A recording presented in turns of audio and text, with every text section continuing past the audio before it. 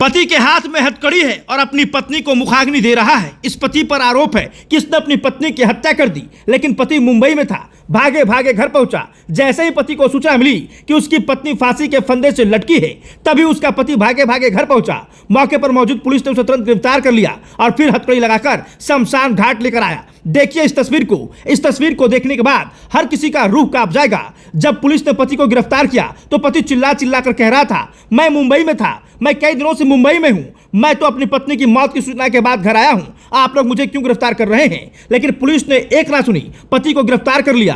हालांकि गांव वाले की सिफारिश के बाद पति को शमशान घाट हथकड़ी लगाकर लाया गया और वहां अपनी पत्नी की उसने मुखाग्नि दी। यानी जिस पति पर हत्या का आरोप लगा उसी ने अपनी पत्नी की मुखाग्नि दी, लेकिन हाथ में हथकड़ी और आंख में आंसू लेकर पति बेबस था और बार बार वहां पर मौजूद लोगों से यही कह रहा था कि आखिर मेरा क्या कसूर है, मैं तो कई दिनों से घर से बाहर था, आखिर पुलिस मुझे क्यों गिरफ्तार कर रही है। लेकिन मायके वालों ने आरोप लगाया है कि ससुराल पक्ष के लोगों के द्वारा मेरी बेटी की हत्या कर दी गई है और इसमें दोषी उसका पति भी है। मायके वालों का आरोप है कि पति और उसके घर वालों ने मिलकर मेरी बेटी की फांसी लगाकर हत्या कर दी है।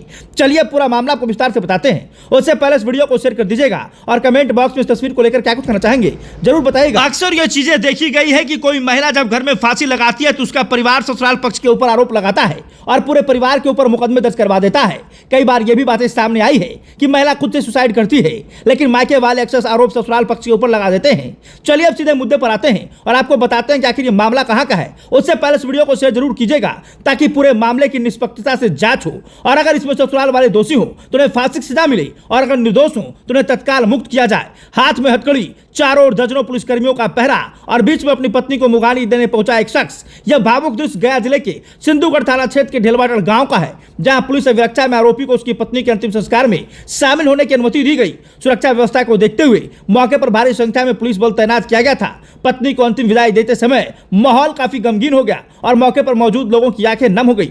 मामला गया के सिंधुगढ़ थाना क्षेत्र के ढेलवा गांव का है। जानकारी के अनुसार ढेलवाटाड़ निवासी रुपेश कुमार की शादी 4 वर्ष पहले गुरपा थाना क्षेत्र की नीतू कुमारी से हुई थी। दोनों का 1 साल का मासूम बेटा भी है। बताया जा रहा है कि नीतू कुमारी अपने मायके में एक शादी समारोह में शामिल हो गई थी और 2 दिन पहले ही ससुराल लौटी थी। इसी बीच संदिग्ध परिस्थिति में उनकी मौत हो गई। घटना की खबर मिलते ही मायके पक्ष में कोहराम मच गया। मृतका के परिजनों ने पति एवं ससुराल वालों पर हत्या का आरोप लगाते हुए थाना में आवेदन दिया है। आवेदन मिलने के बाद थाना अध्यक्ष नीलेश कुमार ने तुरंत कार्रवाई करते हुए मृतका के पति रुपेश कुमार को हिरासत में ले लिया। हालांकि परिजनों के अनुसार घटना के समय रुपेश कुमार मुंबई में मौजूद था। बाद में परिवार की गुहार पर पुलिस ने हथकड़ी पहने अवस्था में ही उसे पत्नी के अंतिम संस्कार में शामिल होने और मुखाग्नि देने की अनुमति दी। अंतिम संस्कार के बाद पुलिस उसे जेल भेज दी। घटना के दौरान मृतका की मां का रो रो कर बुरा हाल है। वो बार बार बेहोश हो रही थी और अपने 1 साल के नाती को देखकर कह रही थी, अब बच्चे के सिर से हमेशा के लिए मां का सर उठ गया। पूरे गांव में इस घटना को लेकर शोक और चर्चा का माहौल बना हुआ है। लेकिन उससे पहले इस तस्वीर को देखिए, कैसे पूरे गांव के लोग मौजूद हैं। मौके पर मुखिया प्रतिनिधि भी हैं और इस तस्वीर को देखकर हर किसी के जहन में बस एक ही सवाल है कि जो शख्स पर, जिस पति पर पत्नी की हत्या का आरोप लगा, वही अपनी पत्नी की मुखाग्नि देने हथकड़ी लगाकर पहुंचा है।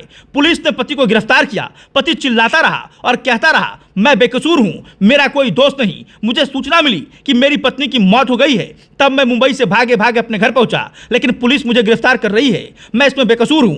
हालांकि मायके वालों ने स्पष्ट रूप से आरोप लगाते हुए कहा है कि ससुराल पक्ष के लोगों के द्वारा बार बार मेरी बेटी को टॉर्चर किया जाता था और ससुराल पक्ष के द्वारा ही मेरी बेटी की गला दबाकर हत्या कर दी गई है। हालांकि सच्चाई क्या है वो पुलिस जांच करेगी, लेकिन इस घटना को लेकर आप क्या कुछ कहना चाहेंगे कमेंट बॉक्स में जरूर लिखेंगे। धन्यवाद।